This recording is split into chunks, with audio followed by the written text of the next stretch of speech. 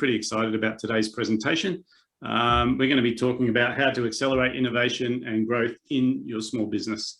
So we've got a few keynote speakers today. They're going to be sharing some of their best on how to do that.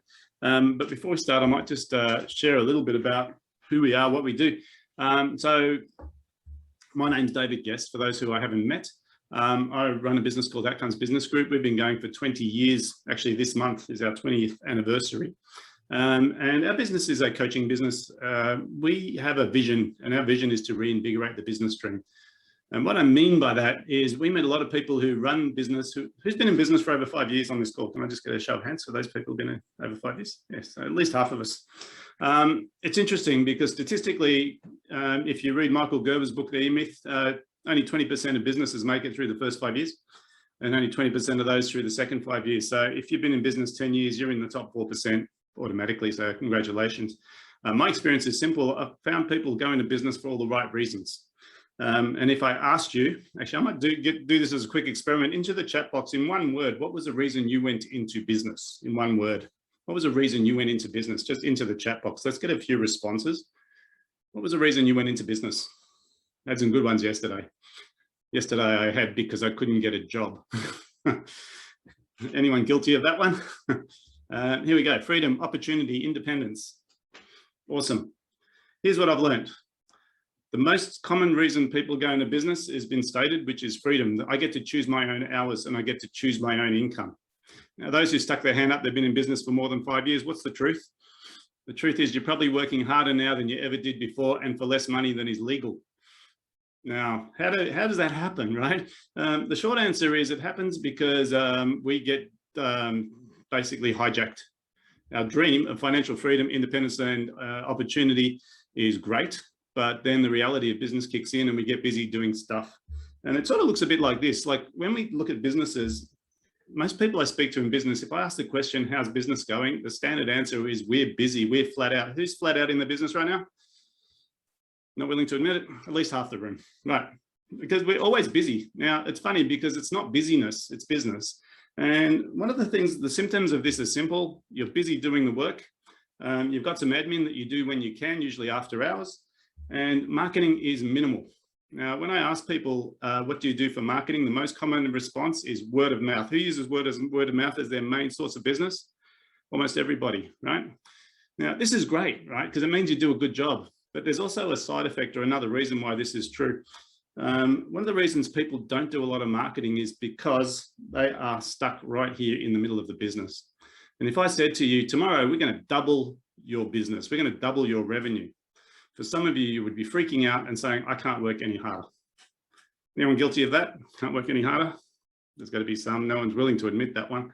But it's just a truth, right? It's just a reality, right? So what we look at is we say, well, if you're in business, you need to change that model a little bit. The first thing is you still need to deliver. You still need to do admin. You still need to do marketing, and they should be in equal proportion. But here's the key difference. You should be working on your business more than in your business. Now, we talk about this, and Michael Gerber talked about it for nearly 30 years, but most people don't understand what that looks like. Now, to me, what that looks like is spending time writing business plans, spending time strategizing, and spending time working out how to do it better. But if you're too busy just delivering the service of your business, you're actually not really in business, you're self-employed. And there's nothing wrong with being self-employed, don't get me wrong, right? But sometimes people call it a business when it's really just a job. And it's a job that is not secure, because if you don't work, you do not get paid. All right, everyone understands what I mean about this? So today we're going to talk to you about how you fix this problem. And there's 3 pillars that we're going to be, well, I'm going to mention, but we're going to focus on one. So the 3 things that are critical for any business, and most of you will have problems in one of these 3 areas. And the first one is this one here. Time. I just don't have enough time to get things done. If I had more time in my day, I would do my planning, I would serve more customers, I would fix my marketing, I would do this, I would do that. Who's got the time issue? Just a show of hands, those people who would wish they had more time. Got some bad news. You got 24 hours a day, 7 days a week, just like everybody else. The second one is this one. Team. If only I could find the right people. If only I could find someone like me, right, who could work with me. Now, the reality is someone like you would never work for you, because they're probably sitting in an office making exactly the same comment.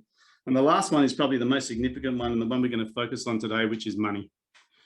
Now, I'll suggest that, most people know this. Cash flow is king in business. There's no two ways about it, right? When we talk about business and people say, what should I focus on? I say cash flow. If you're below $1 million in business, it's all about revenue. When you're above $1 million, it's all about profit, but it's still about cash flow, delivering the service and getting paid. So today we're going to talk about this one, and our presenters are going to teach us a lot about how to improve the cash flow in their business. Who would like to see more cash in their business today? Just a curious. Only 4 people. Bugger. Oh, 5. Jed said yes too. Awesome. So that's what we're going to be talking about. And I'd like to, I'll do it this way. Let's go back to me. We've got 3 presenters, and each one of these presenters is very different, but they're all going to talk about improving your cash position in your business. So the first presenter we have today, which I'm pretty excited about, is LJ. And LJ is a marketer. Now, the thing I'm excited about marketing is I showed you that picture at the start. And in that picture, we said most people don't have time to market. They say they don't need to market because they get most of their work through referral. Here's the truth of the matter. Most people do not market enough in their business. And there's a reason they don't market enough, because they see their marketing as an expense. They do not have the capacity to grow. And so they say, I really don't need to market. I get all my leads through referrals, word of mouth. And you know what? I've got more work than I can handle. Now, I will suggest to you marketing will do 2 things for you. The first thing it will do is generate leads. Now, if you do not need the leads, you probably need the second reason for marketing. The second reason we market is to differentiate our product from our competitors. And this allows us to charge more for our product and make a better margin. Who'd like to charge more for their products? Just curious. Show of hands on this one. Great. 5 people, same 5. Here's the secret, right? You look at this. Apple computers sell pretty average computers in terms of bang for buck. You pay a lot of money for an Apple computer, but anyone who uses them loves them because they're an amazing company to work with. They've got a full, infrastructure that makes everything work, and they market the hell out of their business. So let's get LJ onto the screen. She's going to talk to us a bit about how to turn marketing from expense to investment and show you where you should invest your dollars. So let's give LJ a nice warm welcome and a nice round of applause. LJ, over to you. Thank you, David. Thank you so much. Good morning, everyone. It's a beautiful day here in Melbourne. It's sunny. We have 0 COVID cases. So let's all take one deep breath together and enjoy the day and start with a very good mentality for today. Today, I'm going to share my screen with you now. All right. Can you all see my screen? Awesome. Okay. So today we're going, as David was saying, I will be talking more about the digital marketing side of your business and marketing in general as well, and how to budget it for this financial year. By the way, happy financial year, everyone, as well. So before we start, I will do a little bit of introduction about us. So I'm LJ, co-founder and director of MobiWeb. Our experience is a total of 12 years. I started digital marketing when Facebook was still used to share videos and images with your friends and family. It was innocent, no advertising anywhere. And that's how I started my journey into digital marketing. We are the trusted digital marketing partner. We see ourselves as a partner to all small and medium businesses. The way we work with people is we make sure that our clients, they have set and clear goals so we can achieve them.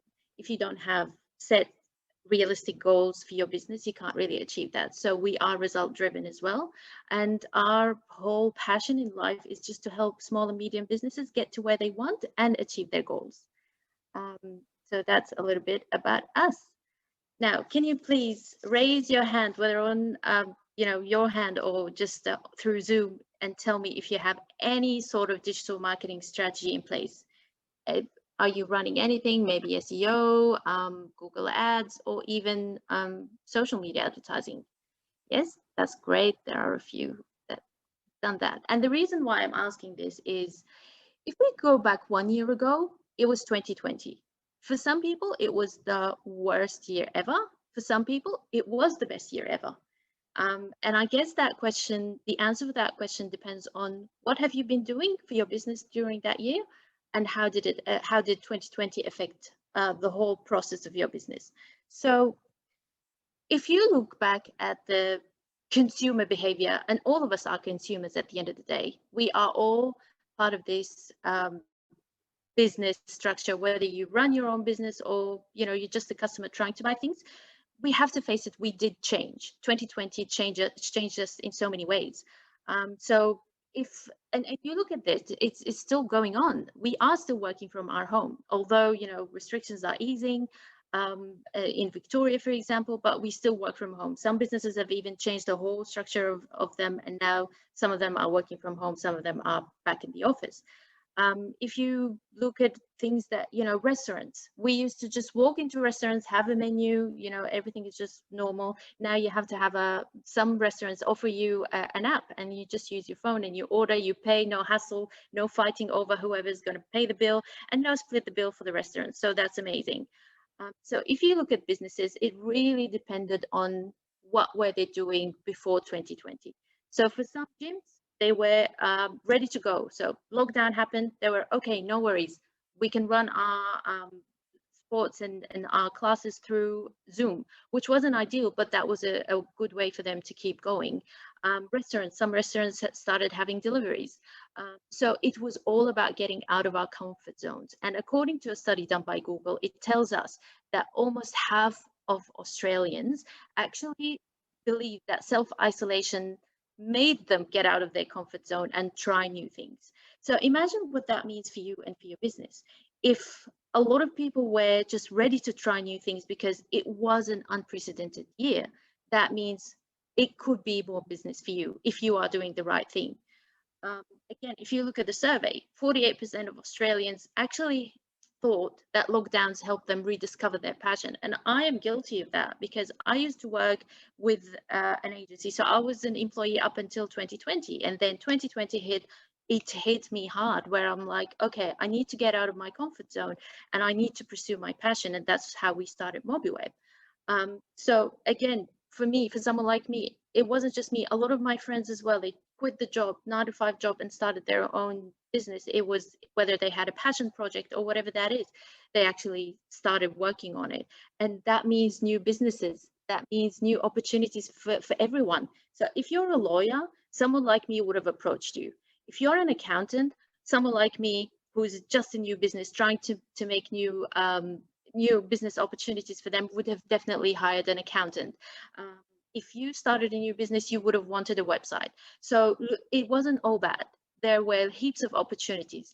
And the best thing about it, half of Australia were willing to buy and try and do new things during COVID, especially us in Victoria, because we probably suffered the most with our longest lockdown. So it was a great opportunity for that. I'll tell you another secret. Did you know that 3 in 10 Australians actually, which means like almost a third of Australians, actually changed whoever provider they used to use or buy from because they couldn't find their provider online? So imagine if your business was part of those businesses who weren't prepared, who didn't have a website, or even couldn't provide their services online, but your competitor did, and your competitor was able to offer the same service that you provide to your previous customers, and now they are their new customers. So imagine what you're missing out, or what you missed out during 2020 and that whole year.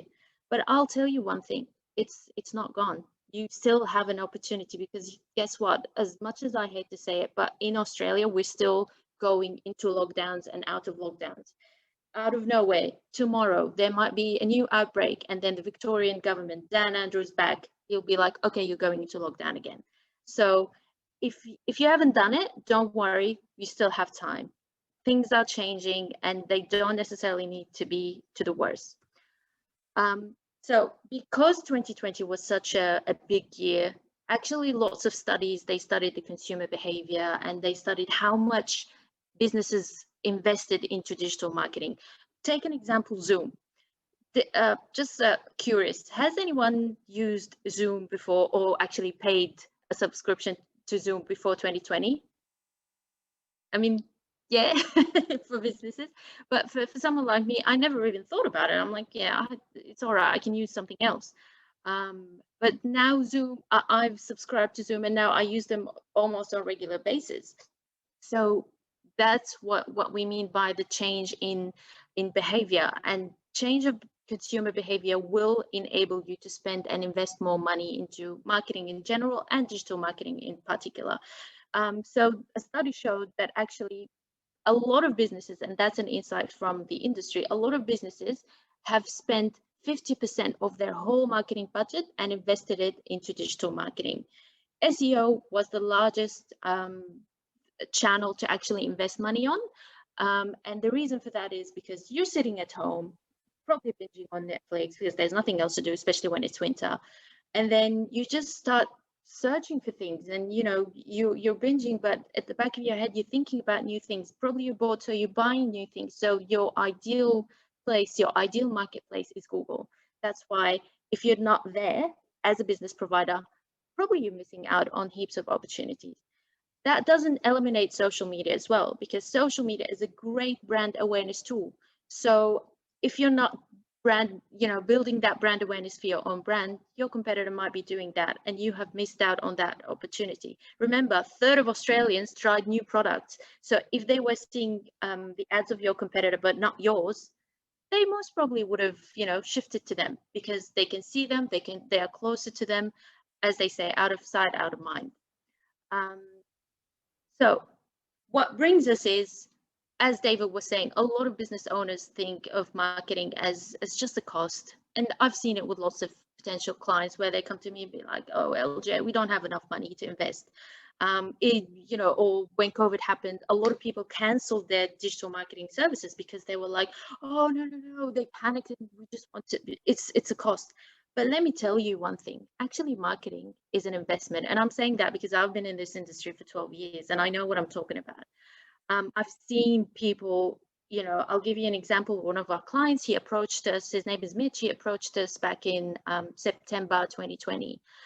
It was mid-COVID lockdown in Victoria, and everyone was just, all over the place, panicking.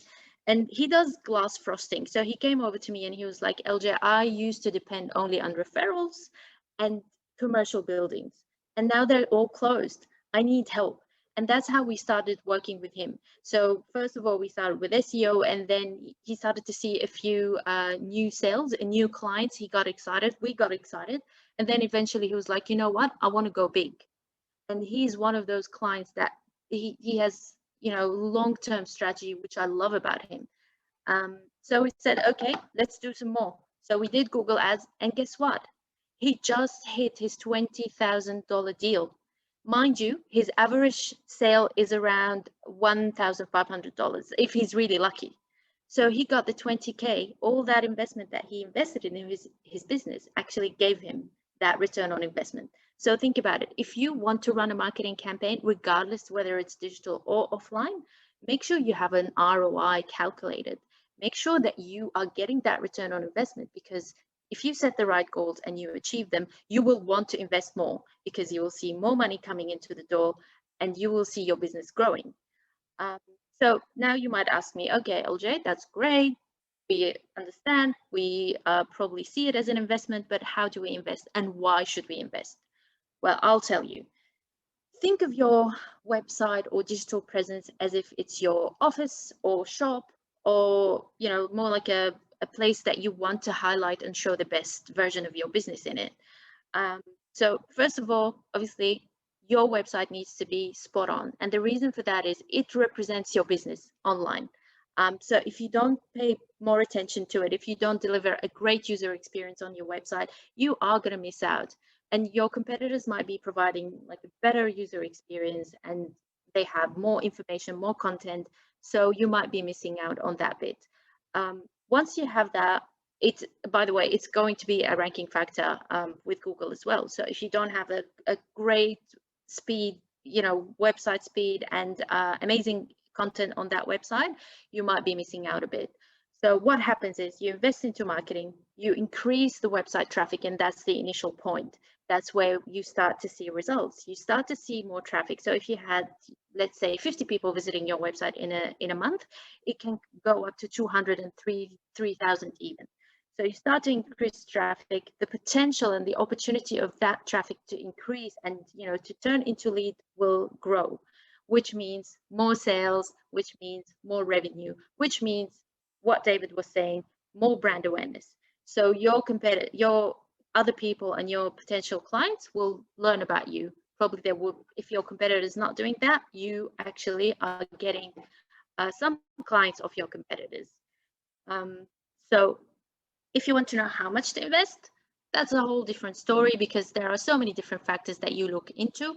A study done by Deloitte Digital shows that actually it really depends and varies depending on the industry. So this is not a Bible. This is just a baseline of what other businesses and what other industries are spending on and investing with their digital marketing.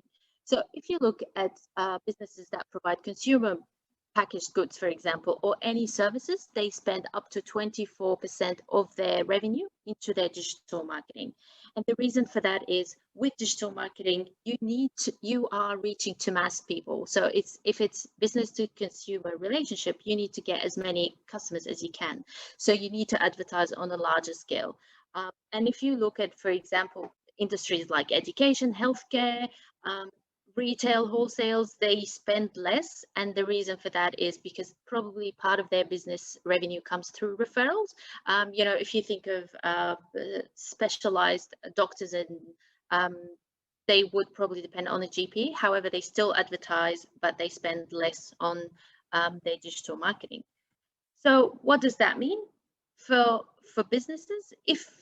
And remember, this is just the minimum, this is just the base, and it depends really on each and every business and different factors that, you know, you can discover with your marketing professional.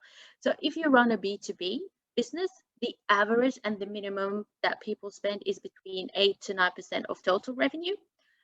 If you're more of a B2C type of business, so that ranges between 5 to 12%. And again, there are so many different factors that play around with this percentage.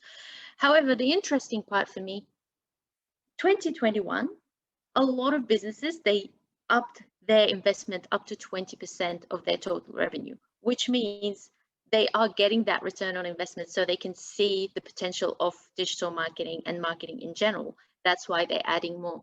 Just remember Mitch, he's investing whatever money he is, but he got his $20,000, which was a first for him, which is great. And mind you, he's been in the business for 30 years.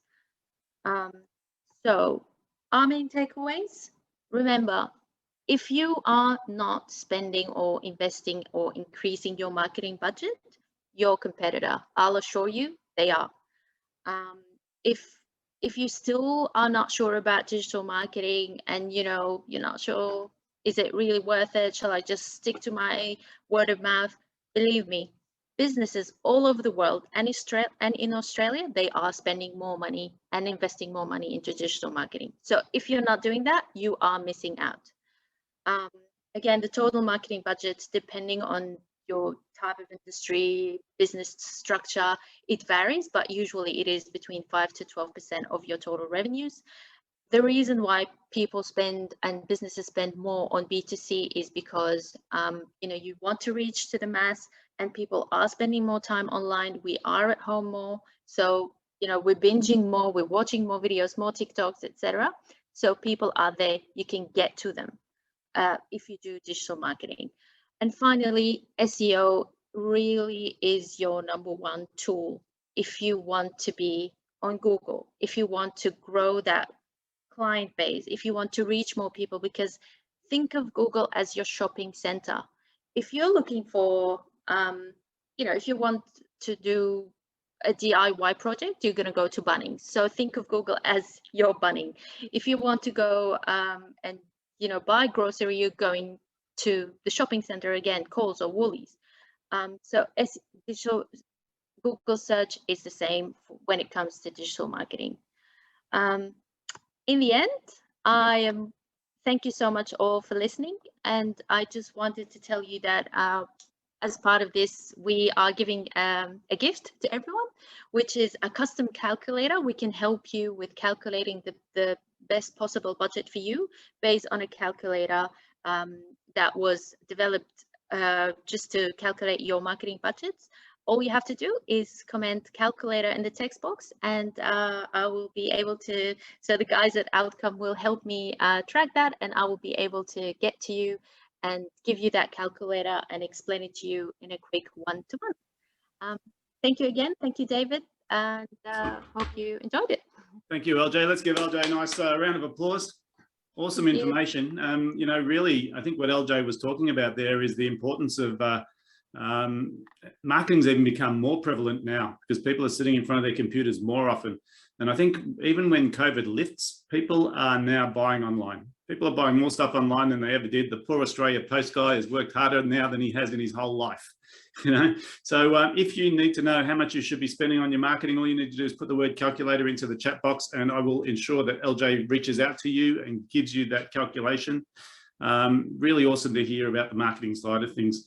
What we're going to do now is we're going to move into some breakout rooms and do a little bit of networking. So I think Colin has the magic wand and he's going to control. How many people are we putting in each room, Colin? 5 people in a room, 4 people, 4 or 5. You did this. It's got a sore thumb. And during that time, what I'd like you to do is 3 things: who you are, what you do, and what was the one key takeaway you got from LJ's presentation. So that way you're going to meet some new people, do some networking. We're going to give you, I believe, how many minutes, Colin? 4 minutes. So that means just under a minute per person in the room. When we put you in these rooms, you're going to start with the person with the shortest hair. Person with the shortest hair in your room will go first, and they will nominate who goes second. Someone's going to keep a clock going, so 45 seconds per person. Are we ready to send people into those rooms, Colin? We're going to take a deep breath in, and we're going to go into the breakout rooms. 1, 2, and...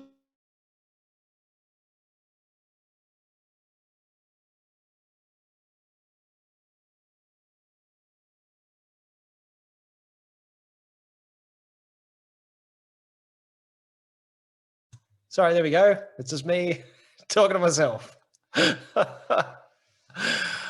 Oh, cool. Oh, you're on mute too. Did you just do the random breakout where you just assign? I assign them manually. Oh, do you? Okay. Because it helps prevent errors. Okay. Like my So first. how do you choose that? I just put them in randomly, but Okay. I try and make sure there's a presenter in each room. Yeah. Or in most of the rooms, because we've got 7 rooms going at the moment. So David's in there as well. David's in there as well. We lost a couple of people from one room. Damn. Oh well. That's fine. That's fine. They've got 2.5 or 3 minutes left to go. Cool. Okay, we're on track. Ooh. Good. What do you do if? Oh, here we go. Oh, sorry. I'll just move. Yeah.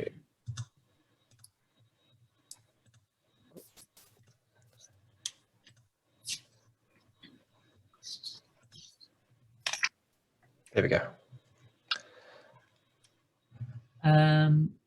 What do you do if the presenters start going over time? Oh, so I give David a heads up, and David cuts him off. Okay. I'd say in the politest way possible. Sometimes it's not so polite. Well, he thinks it's funny, but sometimes it can come across a bit because he's got that dry sense of humor. So it's Direct. yeah. Yep. Yeah. Yes. Okay. Yeah. No, it's smooth so far. I mean, I stuffed up the audio this morning, but apart from that. No, the audio was good. It was just a little loud. It was actually quite hard to hear you talk. Oh, yeah. I still haven't worked out how to mix that without. Yeah. I don't have an actual mixer. No. It's trying to pump people up and. Yeah, it's a catch-22, isn't it? Yeah. Back in the staging conditions days. DJ, you almost need to fade in and out. Yeah, exactly. I need a little couple 2-track, 3-track mixer. Yeah. Yeah, no, that won't be my specialty either. So they're just over a minute away. Yeah. Yeah. And then there'll be a 30-second delay do they automatically come back in because you've set the time on the breakout room? Yeah, Yeah. So, but there's you've given 30 them permission to come back. Yeah, but there'll be a 30-second. Here we go. Just put.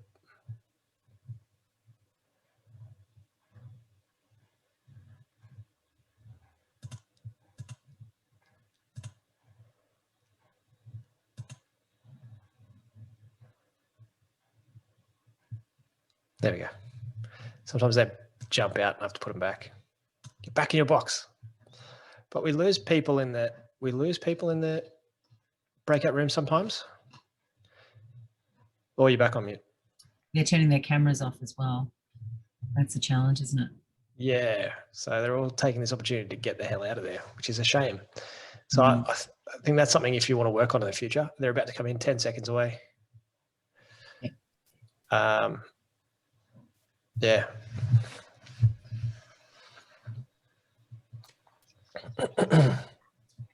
2, 1. So 30 seconds, they should start flooding back now.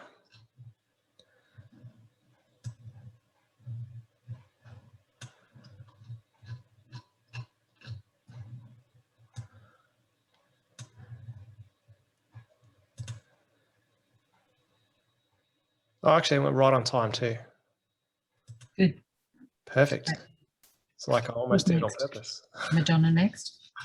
Donna's next. Hey, Christy. Hey, Craig. Hey, Craig. I've been meaning to catch up with you. I see your name everywhere. Hey, Nicholas, we're coming back into the room. Yeah. Mid-conversation too. Oh, sorry. That's okay. That's okay. We had some interesting insights. So is everyone back in the room? Yes, it looks like almost everyone's back. Yep. Cool. What I might do, if you had some insights, if you had some distinctions during that conversation or during the last presentation, maybe just into the chat box, what were your key takeaways that you got out of that last presentation while we get ready for our next one? While we're doing that, what I'd like to talk about is really what stops people marketing their business. And most of the time, there's 2 reasons people won't market their business. The first one is they're too busy already. And we touched on this earlier, and I think most people, their business is chaotic.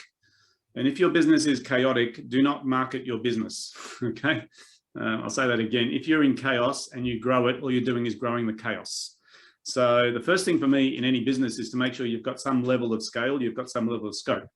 And using a marketing company is critical, but making sure you've got some capacity to fill before you throw the money on the table is just as important. So there's 3 phases to growth for me in a business. The first one is getting out of chaos, and that's literally getting your time management in order, getting your objectives in order. Every one of you should by now have your budget done for this financial year. It has started today. So, you know, to me, it's a non-negotiable. What is your projections for this next 12 months? And, you know, really understanding how to get out of chaos. Then we can move into this growth phase. And this is where marketing comes into its own. You know, LJ talked about this whole idea of marketing being an investment. Investments cost money, and they require you to monitor them and measure them. And we talked a bit about this in our breakout room about the importance of knowing your return on investment. Exactly. Not guessing it, but knowing it, because then you can invest wisely. And the last thing we talk about when we're growing a business is how do I leverage myself? Because if I grow and it's me in the center, I'm just going to get busier and busier, and the treadmill can only go so fast before the wheels fall off. So in our next 2 presenters, we're going to be talking about how you can leverage money.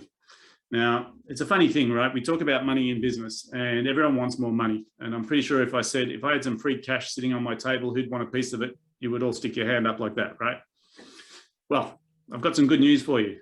Madonna, who is our next presenter, has got lots of cash available, not on her table, on someone else's table. And she's going to explain what's available, how to get access to it, and how simple it actually is to get the money. So if you'd like to give Madonna a nice warm welcome, let's get her onto the call to share some of this valuable information.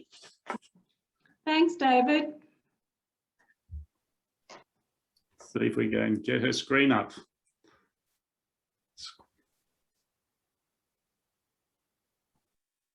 I'm here. Can you see me? Can you hear me? You've got my screen. Fabulous. I'm not the best at technology, but I am really good at finding money. So stick with me, okay? I've got my pluses. So thank you. Welcome, everybody. It's great to talk to some of you in that chat room just then. For those of you that don't know me, Melrose International is my company. And what we're actually doing is we share government funding to Australian businesses. What we're talking, oh, sorry, I've lost my PowerPoint here. Can you see that? We can still see it. We just need to Still change see me? slides. How do I change slides? Click on the image of the slide on your screen. There we go. Sorry, as I said, I'm not very good technology, but what I am good at finding money, and that is what Melrose International does, we simply access government funding. I've come from a very diverse background. I am not your typical beige government accountant. I have no accounting background. I have no finance background. But what I do have is I've lived a lot in business. I've run my own businesses. I've done a lot of import and export of products. I've produced my own products. I've worked at the coalface with retail. So I do know what businesses do go through. I do know where they need to grow. I do know where they can get assistance to help that growth. It's the growth that wasn't around when I was trading. So that's why it became a real passion of mine to make sure that people know about this funding, where it is, and how to actually access this funding. There are 2 given grants that all Australian businesses need to investigate, and then the rest of the government grants are competitive grants. So the 2 given grants are the Research and Development Tax Incentive, known as R&D. The other given grant for Australian businesses is the Export Marketing and Development Grant. Now, every single Australian business should investigate how these 2 grants could assist and improve their business growth.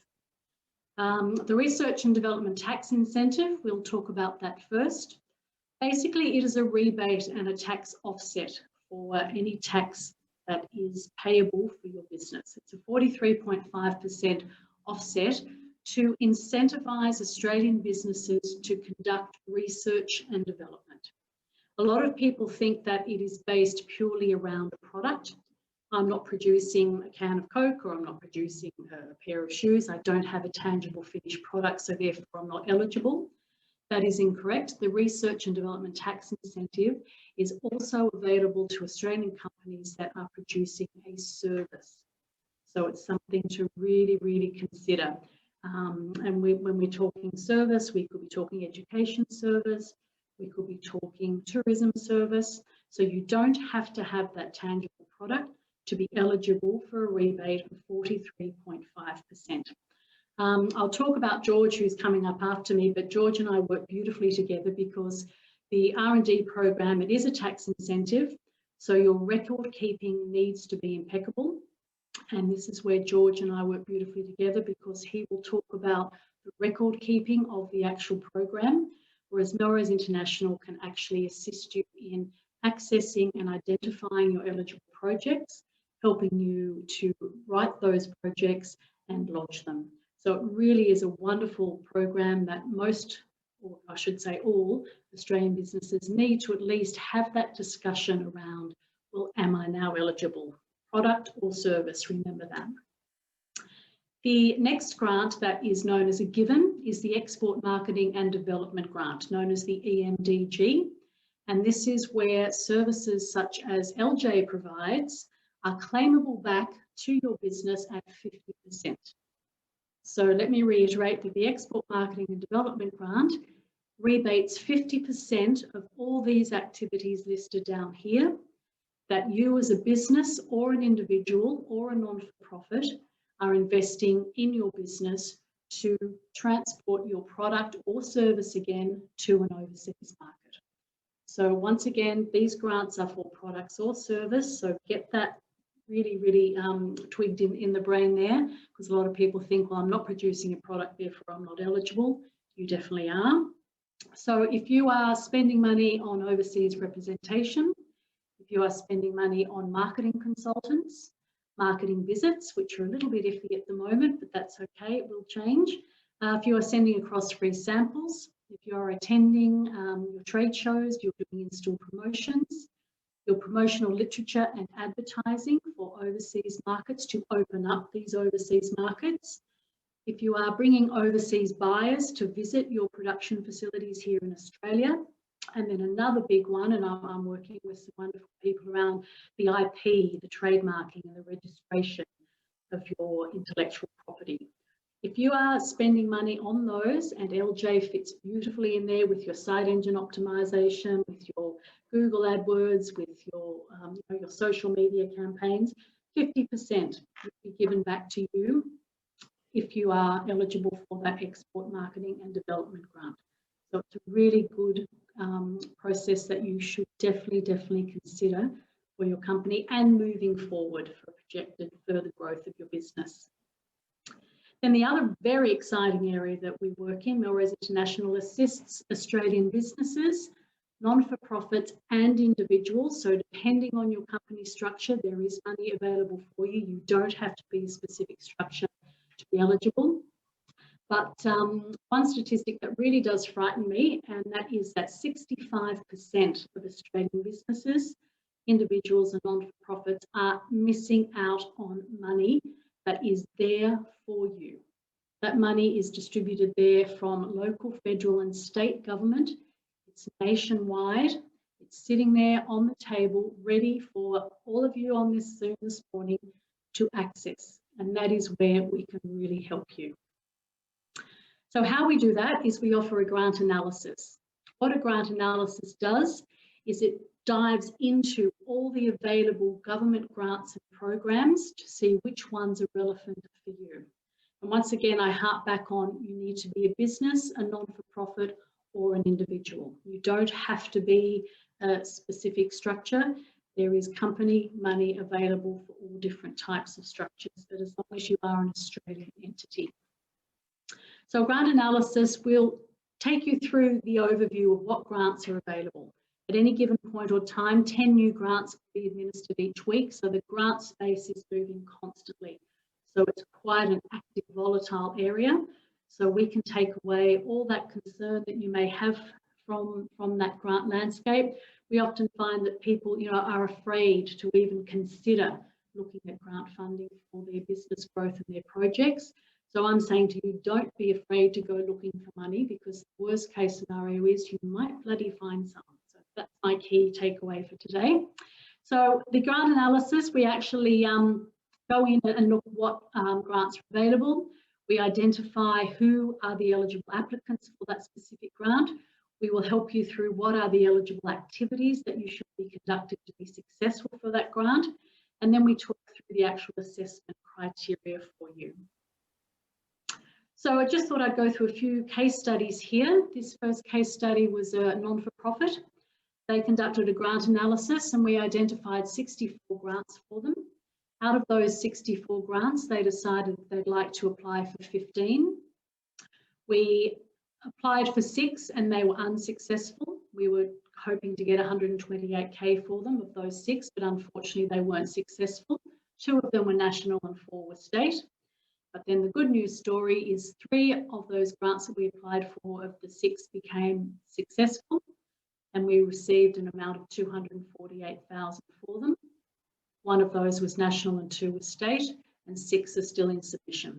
So there is money there is track record, and we would love to be able to assist you in finding those grants first, and then our other services, we can assist you with the grant writing and the grant application. The next case study we look at is within the education industry. It was an international school. They conducted a grant analysis with us. We identified 34 grants for them. 1 of the grants was an expression of interest first. A lot of grants you do have to actually be invited to apply, so we assist with that expression of interest. So they were asking for a co-contribution of 20% from one of these grants. The total funding amount the school was wanting was just a little over 5 mil. So we submitted the expression of interest for them. That expression of interest was successful. So we've now reached the second stage in which we've been invited to submit a full application. We just got notification before I finished these on Monday this week that they have now been moved into the top 3. So there is a huge chance that we'll be able to get success with this international school in the tune of $5 million. So there's money there Don't be afraid to put your hat in the ring. And then finally, with manufacturing, we work a lot in the manufacturing, food and beverage industry. And here with the grant analysis, we identified 32 grants for this particular company. One of them was the export grant. We have since applied for that export grant, and end of financial year just come through. We've just been notified that they received $100,000 back from their export grant. So they spent close to $200,000 on export, and we got them the $100,000 back. So we're very, very happy with that. 12 of the grants out of the 32 we identified were quite simple, quick, do-it-yourself grants. So this company took those grants internally, and the staff actually started applying for some of those grants. Not sure how successful they've been as yet. I should really follow up on that, but you can do some of these grants yourself. And then 20 of those 32 grants, they were needed help. So we have now started engaging with them on the next steps for a grant strategy to actually apply for those particular grants. So there is success out there. And quite simply put, a grant analysis will uncover that 65% of $115.5 billion that's currently on the table for Australian businesses, non-for-profits, and individuals. So if you want to really become part of that success story, there, as LJ was talking about, don't let your competitors get in there and get that money. You get in there and get it. So at the moment, there's over 4,800 available grants and programs. Once again, that figure, $115.5 billion. How a grant analysis searches for those grants is we can search by a specific location. So if your business is in a specific location, we can assist. We can also search by a specific industry. So depending on what your business industry is involved in. We can also search by business activity. So what is the activity of your business? What is the activity of the future growth for your business? What actual projects are you working on? What projects do you want to expand on? So we can search that way. And then also in the non-for-profit space, we can search in that community sector. So really, I honestly believe that Melrose International should be a part of any discussion for your business moving forward. Anybody considering growth and expansion. We talk a lot with our clients about a grant mindset. It's very important not to consider grants as a quick cash grab for your business. Grants should very much be considered part of your business growth. We have marketing plans with LJ, and we have business plans with people like David. You really do need a grant strategy. You really do need a grant plan moving forward for your business. You are very favoured with your grant applications when you receiving money is going to have a beautiful flow-on effect to the ecosystem around businesses. So no point wanting to put your hand up for some money because I want to buy a new car. No, go in there, get some money so that you can then buy new equipment to therefore employ more people to produce more product, to employ more logistics, to get your product out into the world, an Australian product exporting. So when you're thinking about grants, as I said, it's that mindset. It's not a quick cash grab for your business. It's not a quick prop up for your business. It's not a quick, great, I'll be able to pay my rent this week. Grants are really meant to be that beautiful planned forward process of your business. And Melrose International can definitely help assist you with that with grant strategies. We work with government engagement as well for very large projects. And I always say it starts with a conversation. There's no cost for a conversation, but that conversation could lead to tapping into that 65% of money that's left on the table. So a little call of action for me that if you would like to receive further information and funding, then please type funding into the chat box, and then I'll be able to assist you with what current grants are available. I have a wonderful list of where money is being spent at the moment, what industry, what activity. So if you would like a list of where the current government funding is being spent, please type funding into the chat box, and I'm more than happy to send that across to you. And then also, if you'd like information on the Research and Development Tax Incentive and or the Export Marketing and Development Grant, then please type grants into the chat box. So funding, if you would like a grant analysis breakdown of where money is, and grants, if you'd like to know more about those two given grants, which is the R&D grant and the export grant, and I'll be more than happy to send through this information to you. So thank you very much. And as I said, my main takeaway is don't be afraid to go looking for money, because you might find it. Thank you. Awesome. Let's give Madonna a round of applause for some awesome information. A couple of insights for some of the people on the call. COVID has caused a lot of people to change their business model. And part of that is getting online. And getting online is innovation. And innovation has money available for it. Export markets, if you're now online and you were local before that, you're now an international organization. So even though you may not think you're eligible for funding, the funding is there. And all we really need, if you go back to what I mentioned before, you know, we've got this triangle of time, team, and money. And people's reasons they don't go for grants is I don't have the time. I don't know what funding's available to me.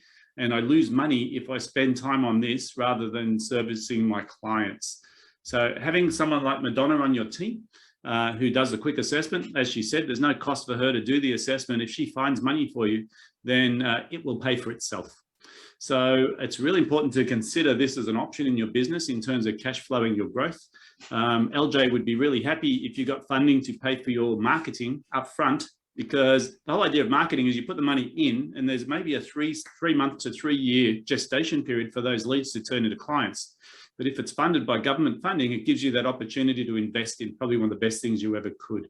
So by all means, if funding is the thing you're not sure about, you need to talk to Madonna.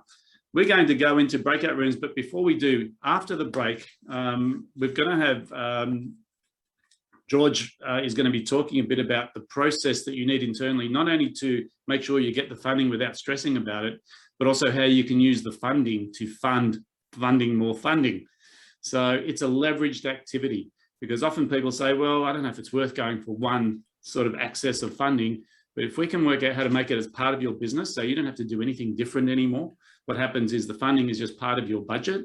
It makes life so much easier. So we're going to go into breakout rooms with some new people.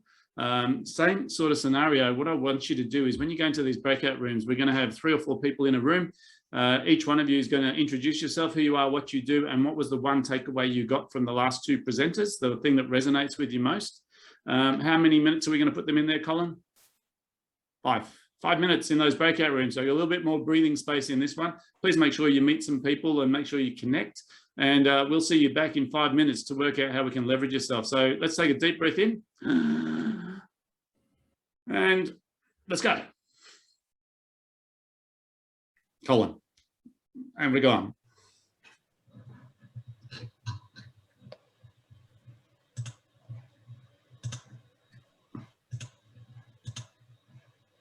We've got 2 people, Cole. Yeah, I think they've just assigned them. They should be jumping out. There we go. Aaron.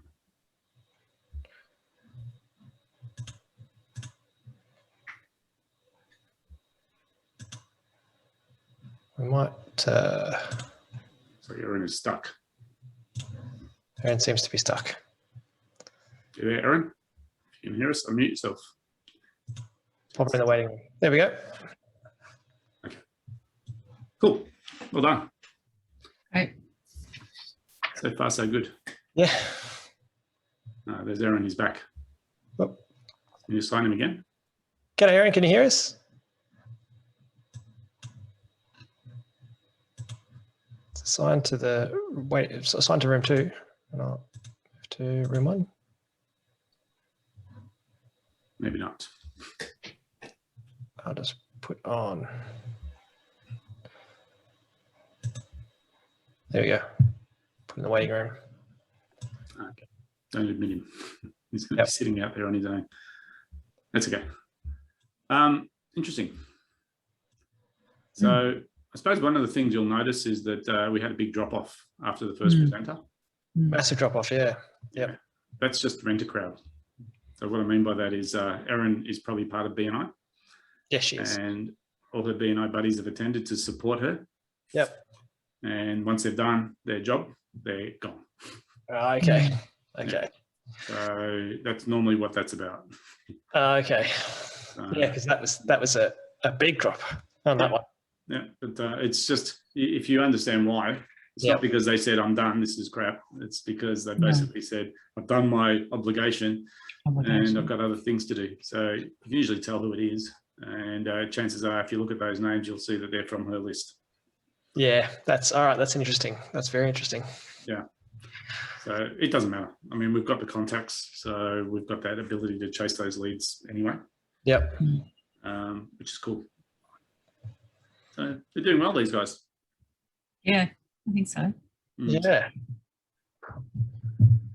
I'd be interested, Colin, Cole, Sorry, go on, David. straight after this event, if remember we talked about that rating system, Oh, yes. Yeah. 3 numbers. I'd be interested if you could just do a quick summary.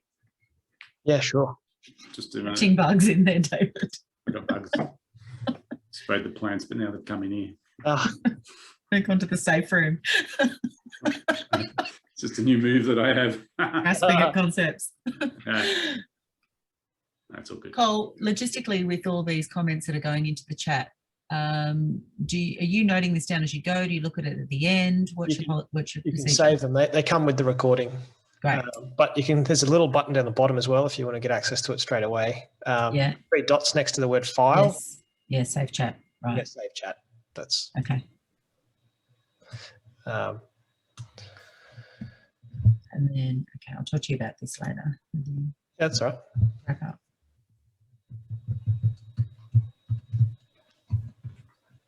Oh, good.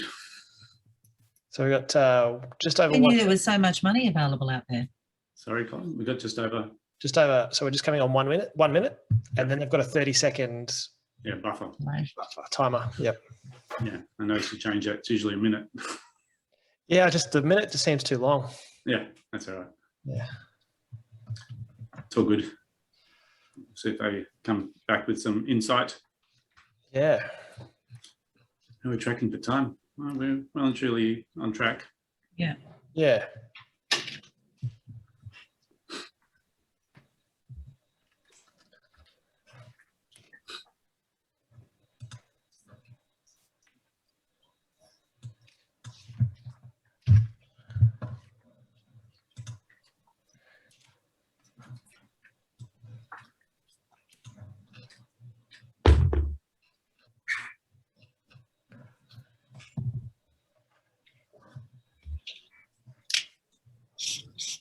All righty. Yeah, they come. Oh, I got the 30 more seconds, right? 3, 2, 1. They should start coming in any moment now. Okay, we have another 30 seconds. I'll have 30 seconds, but the button shows up so they can send themselves back. Okay. Okay, Ben, welcome back. Neo.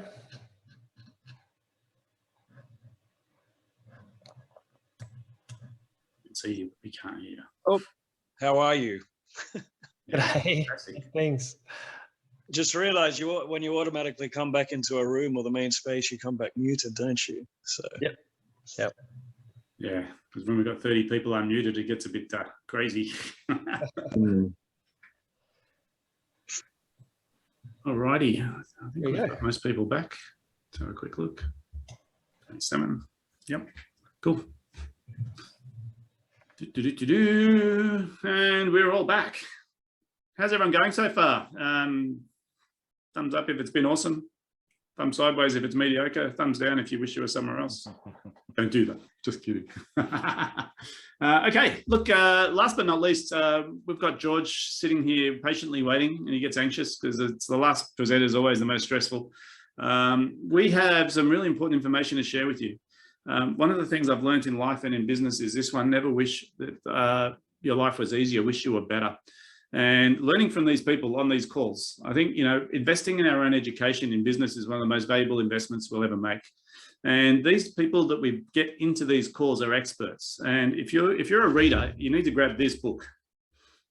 It's a good title, huh? Who Not How, right? Who Not How is the secret to leveraging business. And this was written by Dan Sullivan, who's probably one of the most successful coaches on the planet. And his insight was simple. He said, you've got to find the right people to do the work rather than working out how to do it yourself. Because I don't know about you, but when I hear government in a statement, government grants, all I think about is red tape. Now, these two guys, George and Madonna, are both red tape gurus. They make the red tape go away and they make sure that you get the cash. George is going to talk about something which is dear to my heart. Anyone who knows Robert Kiyosaki, he had a famous saying. He said, poor people will spend time to save money, so they'll try and do everything themselves. Rich people will spend money to save time. So they'll actually pay other people to do things that they don't have to. But entrepreneurs will spend money to make money. So they're looking for a return on investment. George is going to show you how you can use funding to actually get more funding. So let's give George a nice warm welcome and let's hear what he has to share with us. Give him a nice warm welcome, George. Hi, everyone. Look, I'm going to be talking about how to accelerate innovation and growth in this new financial year, and it's a great time to start.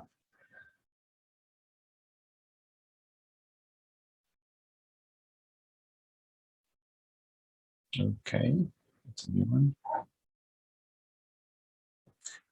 So my background is in product development, managing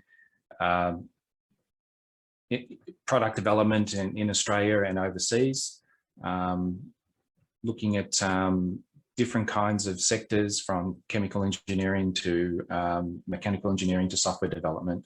And so over the years, we've claimed the R&D tax incentive and various other grants that I'm about to talk about. The main topic for discussion today is the way we help you optimize your R&D processes to make the most of the R&D tax incentive, and I'll be talking about that in just a moment. And finally, just mentioning that we also have a service where we help you operate your software investments for longer by rescuing them and maintaining them for you. And we also provide a project advisory service that is related to software development.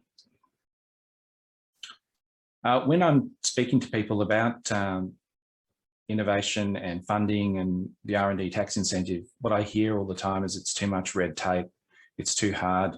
And we solve that problem. That's what we do. We make it easy to access the R&D tax incentive and stay compliant. But it's not just about compliance. It's about making sure that by following the rules and building it into the way you do your R&D, you don't miss out on claiming anything that you should be able to claim. You avoid the complex application forms. It's, the fact that it's not, you may not be eligible. You worry about these things, but by following our processes, you can make sure that you stay on track and maximize the benefits. And you've taken the first step by coming here and listening to this. You know that you're going to be able to get help to apply, assistance to run it, and coaching to stay on track if you need it. I really recommend that even if you don't speak to me, that you seek out the know-how and training and start with proven processes and templates, and that'll really set you up for doing the R&D tax incentive and doing your R&D in a way that's going to maximize the benefits.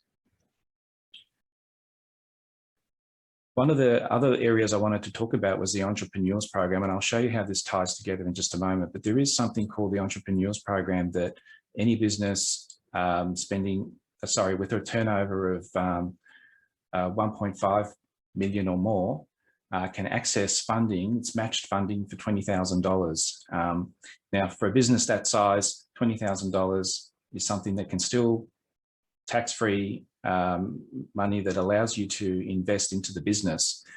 And the government will match that. So you put in 20, the government will put in 20, and you can run a project that will allow you to improve some business processes in your business and streamline how you do, for example, R&D or other processes in your business. This is open all the time, and it's been extended. There's still 2 more years for it to run. So it's a very straightforward application to apply for it. You get approved and you can undertake a project. So grab me on that one and we can talk through it, but it's a great way to get started, and I'll explain why in just a moment. Don't be left out. This is one that's around right now. You can jump on this one, improve your systems and processes, and as I'll show you, you can apply this to improving your position with regards to the R&D tax incentive. There's another one called the Commercialization Accelerator, which I'll cover for completeness because it's all part of the journey of getting your product to market. This is your go-to-market grant. Basically, it allows you to take your R&D to market. You need to be a business with a turnover less than $20 million, have a novel product or process or service that you're developing, and they'll match up to $250,000 to take your product and take it to market. Now, the only stipulation here is not only the turnover amount, but also that your product has to be still in the R&D process. So apply while you're still developing the product, because if you've already started selling the product, you can't apply for this particular accelerator. But this is a really good way to get your product to the next level. You basically apply by contacting Innovation Connections on the business.gov website, and they'll direct you to the right consultant who will evaluate your application. But if you want to discuss your project and how you might do this, grab me and we can go through it. Now, the reason I went through all of that is because I wanted to show you that basically the way this all works is that if you apply for the Entrepreneurs Program, you can get some funding to improve your business processes. I would suggest that one area you could look at improving is by improving the way you do R&D. And that's where my services can help you optimize your R&D processes and position you so that you can then work with me and Madonna to look at the R&D tax incentive and make sure you're using that correctly. So you set yourself up here with the right processes. Madonna will help you with the applications, and you can go through and do your R&D. And as you're doing that, you can prepare yourself for commercialization with the Commercialization Accelerator. You're going to have to commercialize the product anyway, and so why not draw on the Commercialization Accelerator to help you with that? And then at the same time, you can turn around and talk to Madonna again at this point and have a chat about Export Market Development Grant. It has multiple facets to it, as Madonna covered earlier, but an interesting part when it comes to R&D is that it will help you protect your R&D. So you can apply for intellectual property, trademarks, etc., and look at how you can shore it all up. So you can see how it's a continuum from the Entrepreneurs Program, preparing your processes through my services, looking at the R&D tax incentive with Madonna, Commercialization Accelerator application, which I can help you with, right through to the EMDG back with Madonna. So the R&D tax incentive, Madonna covered it earlier, but basically it's a self-assessment system with up to 43% tax offset. Depending on your business situation, whether or not you're paying tax, they'll still give you 43% back. So it's a very lucrative and generous incentive. But with any generous incentive, there's going to be some things you have to do to make sure you stay compliant and stay on top of it. Basically, you have to have eligible R&D. There's a couple of criteria for that, and you have to have good records so that you can make sure that you can substantiate your claim, because it is a self-assessment. It's a bit like doing your tax return. You wouldn't do it without having all the receipts and your bookkeeping done. You wouldn't do the application. So when you go to see Madonna, you've got to have your records in place, and then Madonna can do the claim for you. So make the most of this generous incentive. And as Madonna mentioned, it doesn't just apply to developing a widget. It can be a process, service. It can be a new technique, a new production process. It can be a whole range of different things that you might be doing in the business. So I think what I'd like you to do today is think about, am I doing something in the business where I'm taking a risk?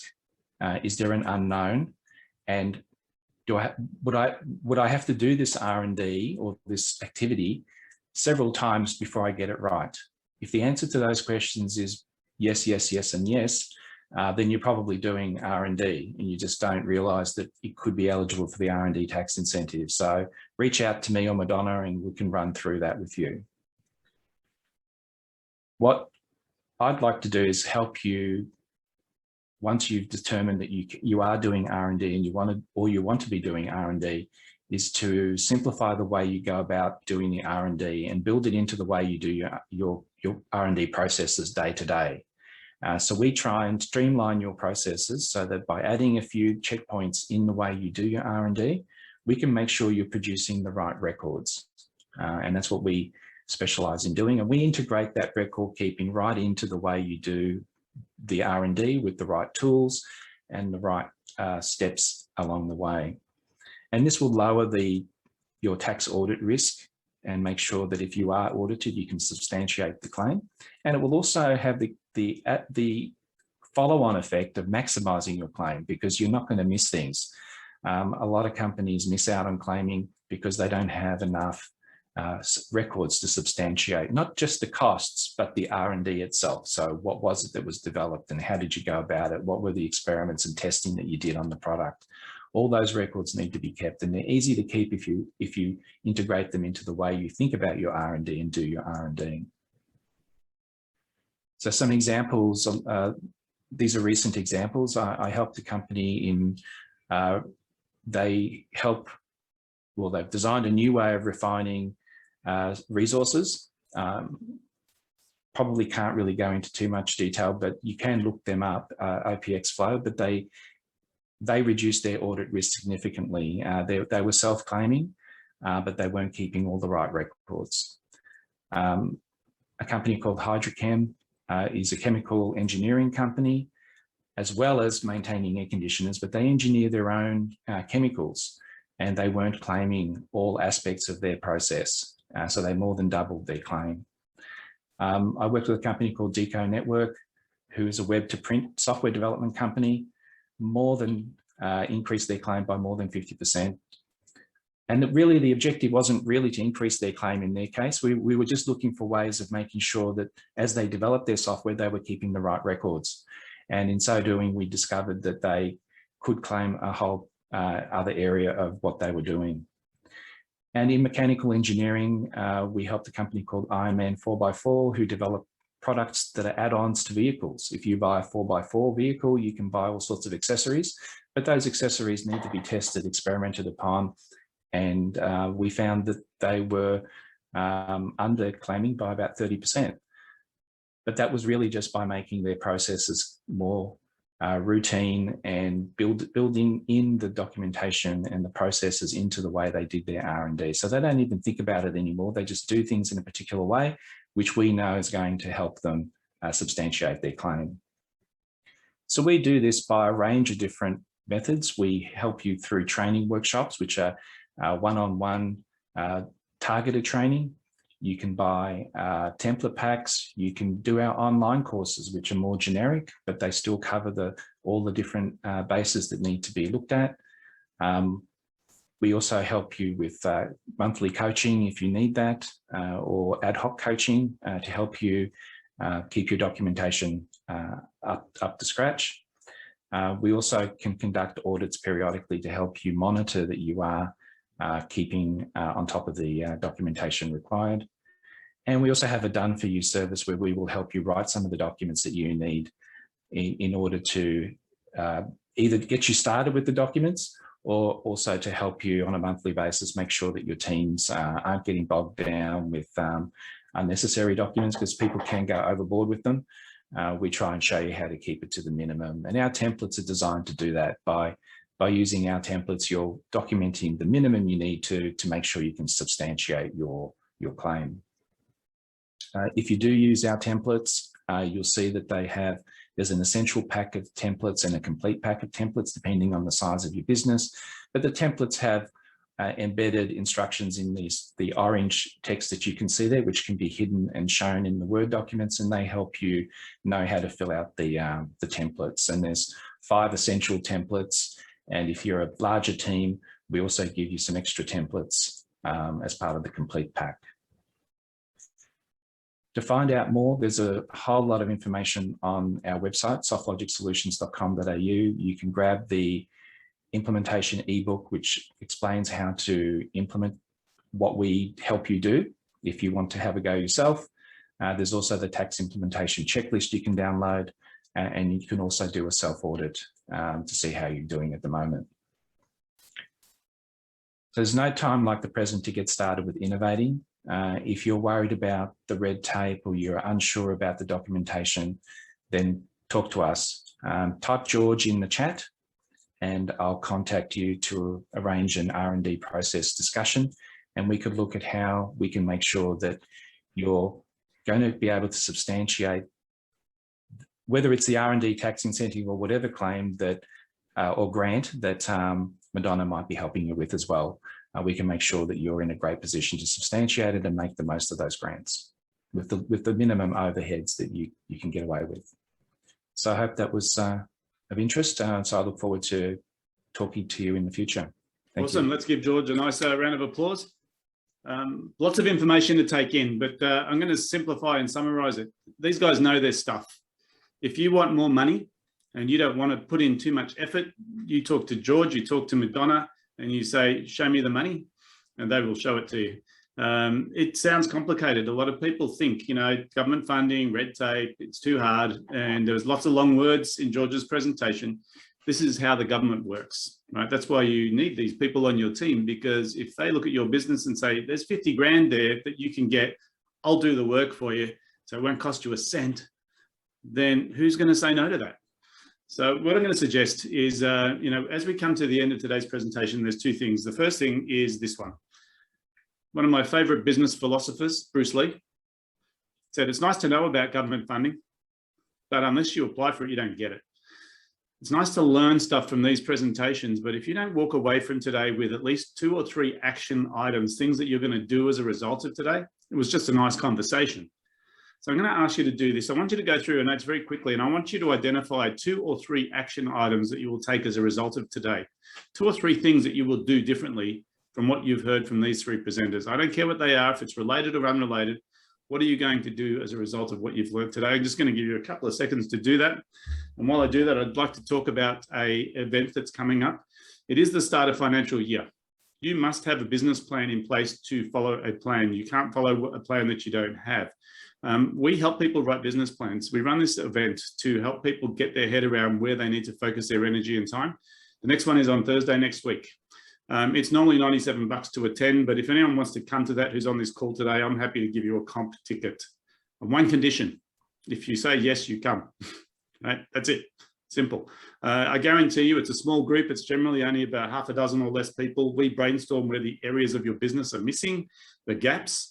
We talk about the strategies to get you moving forward, and we document that into a plan so you've got a good start to the new year. If you're interested in joining us for the Accelerator plan, just type in Accelerate in the window. Also, if you want to get in touch with George, because I do not want you to miss out on George's option. What George does is takes the pain away. He's a bit like a Panadol, right? He's going to make your job easy in getting your government funding. He's a very easy guy to talk to. He's very genuine. And I think for most people, they leave this government funding thing to later. They think, you know, too hard, I'm too busy, I don't have the time. But I'll suggest money for nothing is a good deal. Both George and Madonna are in the business of finding money for you that exists. Madonna said there's like billions of dollars sitting there that people aren't claiming because it's too hard. George is going to make sure you get every cent that you deserve, and he's going to make sure it doesn't take any extra effort on your part. So if you need to get in touch with George, into the chat box right now. If you're actually a business person, I would be getting in touch with all 3 of these guys because they all know their stuff. That's the reason they're here today. And if you've sat there and listened to that and said, this is a bit complicated, that's all the more reason to get these guys on your team. They're a no-cost option, okay? Having these guys on your team doesn't cost you money because they're not going to do the work if they can't find the money for you. So by all means, please reach out to all 3 of them. I'd like to acknowledge each one of you, first of all, for being here for nearly an hour and a half of undivided attention without a pee break, which is awesome. Let's give these presenters a round of applause for their efforts today. I think getting people to sit up in front of a computer, staring at a screen and talking to 20 or 30 other people on the other end is daunting. And so when these guys are willing to do that, it actually shows that they're really passionate about what they do. For me, that is awesome, because the small business owner really, it's a lonely place being in your own business, and getting people to help you is key. So having this opportunity, I think just gives you that chance to start this new year afresh. See if you can get some cash. There were some big dollars thrown on the table just then for people who can get 20, 30, 40, 50 grand. And let me ask a silly question. Who wants an extra 50 grand? Okay, that was everybody. That's the first time I got everyone to raise their hand. So it's interesting. The money's there. It's not as hard as you think to get it. It just requires a phone call or a contact with these guys. LJ is happy to show you how to make it into an investment and grow that investment as well. So I appreciate everybody's time today. Please reach out to any of these presenters, either directly or indirectly. You can jump on their websites. You know who they are. There's George Mirabelli, there's Madonna Melrose, and there's LJ Shannon. And see if they can help you make a difference in your business for this financial year. Thanks so much for your time today, guys. We are going to finish a bit early, which gives you half an hour to go and do some stuff. We know that we're time poor as business owners, so really enjoy the rest of your day, enjoy the rest of your week. Let's unmute ourselves and give a big thank you to the presenters. So please unmute and say thanks to these presenters. Thank you. Thanks, guys. Great job. Thank you. Thanks, everyone. Thanks for coming. Thank you very much. Awesome. Enjoy your day, guys. Thank you. Thank you very much.